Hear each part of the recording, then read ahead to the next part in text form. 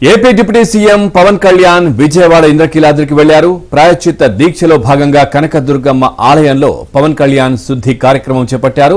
స్వయంగా ఆలయంలోని మెట్లను శుభ్రం చేసి తర్వాత పసుపు కుంకుమతో మెట్ల పూజ చేశారు. అనంతరం కనకదుర్గమ్మను పవన్ కళ్యాణ్ దర్శించుకున్నారు.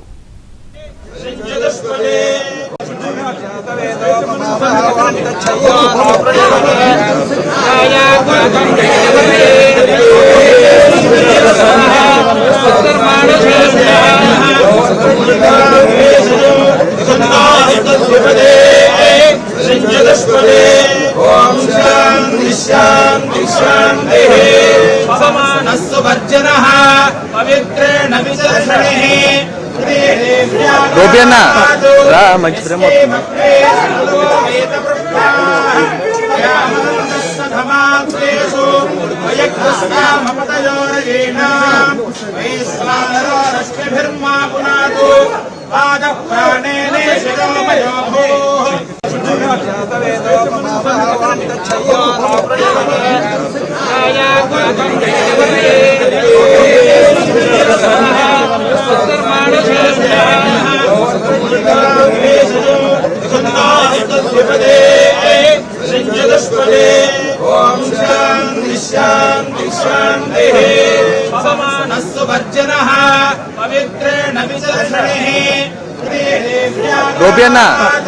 మంచి ప్రేమ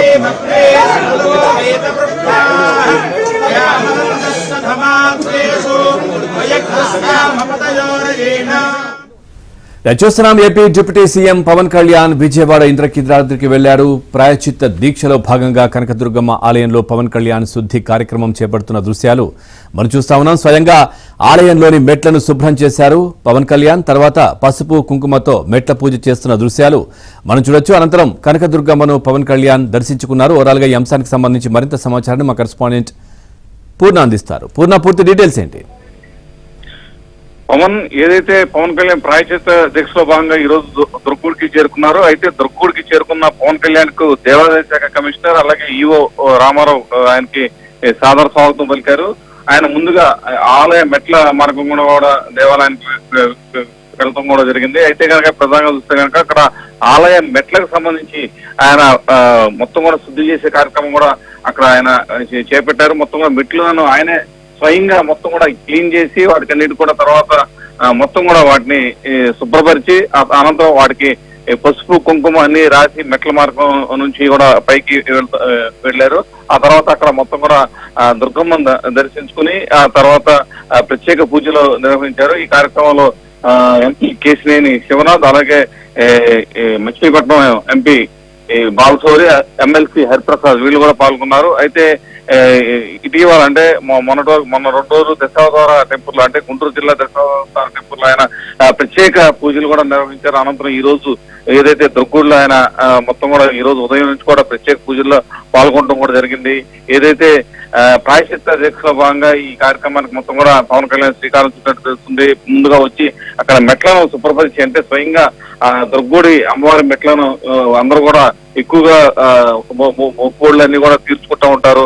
అయితే పవన్ కళ్యాణ్ కూడా ఆయన కూడా మెట్లన్నింటినీ కూడా స్వయంగా ఆయనే శుభ్రపరుస్తూ మొత్తం కూడా వాటికి పసుపు కుంకుమ కూడా రాయటం కూడా జరిగింది. ఆ తర్వాత అమ్మవారిని దర్శించుకుని అక్కడ ప్రత్యేక పూజలు కూడా నిర్వహించబోతున్నారు. మళ్ళీ ఈ నెల 2వ తారీఖున అంటే 1వ తారీఖున తిరుమల వెళ్ళి తిరుమల అక్కడ తిరుమల వెంకటేశ్వర స్వామిని దర్శించుకుని అక్కడ కూడా ప్రత్యేక పూజలు కూడా నిర్వహించబోతున్నారు. అనంతరం 3వ తేదీన అక్కడ తిరుపతిలో వరహాయి సభ కార్యక్రమంలో కూడా పాల్గొనే అవకాశం ఉందని కూడా ఇప్పటికే జనసేన పార్టీ కార్యాలయం కూడా తెలపడం కూడా జరిగింది.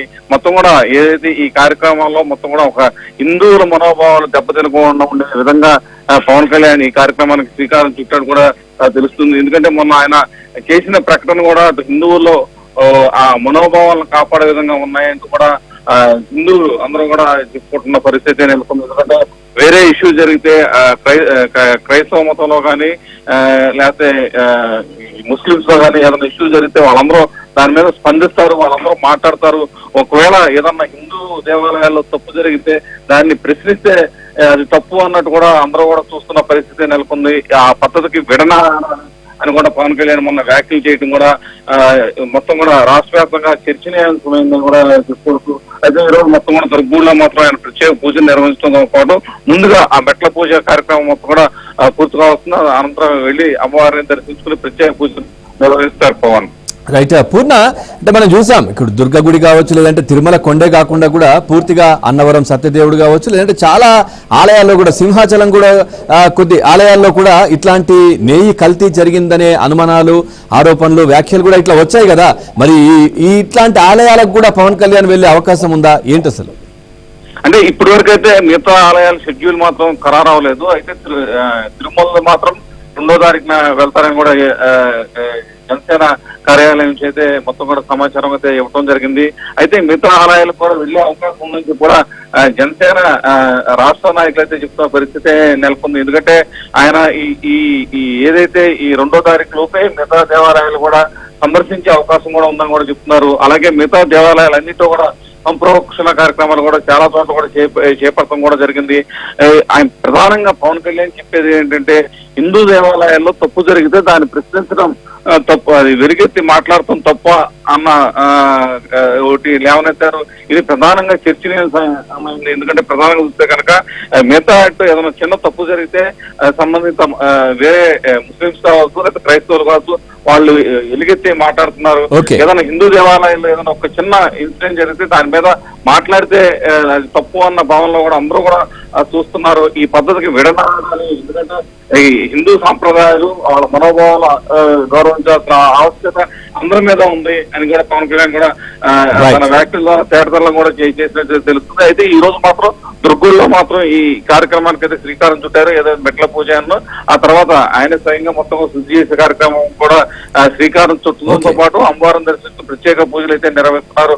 అయితే మిగిలిన దేవాలయాలకి ఖచ్చితంగా వెళ్తారని మాత్రం జనసేన రాష్ట్ర నాయకులు అయితే చెప్తున్నారు. దాని ప్రకారం కూడా ఏర్పాట్లు చేస్తున్నాము. అయితే తిరుమలకి మాత్రం 2వ తారీఖున వెళ్తారు. మొత్తం కూడా ప్రత్యేక పూజలు నిర్వహించి ఆయన తిరుమలకి మొత్తం కూడా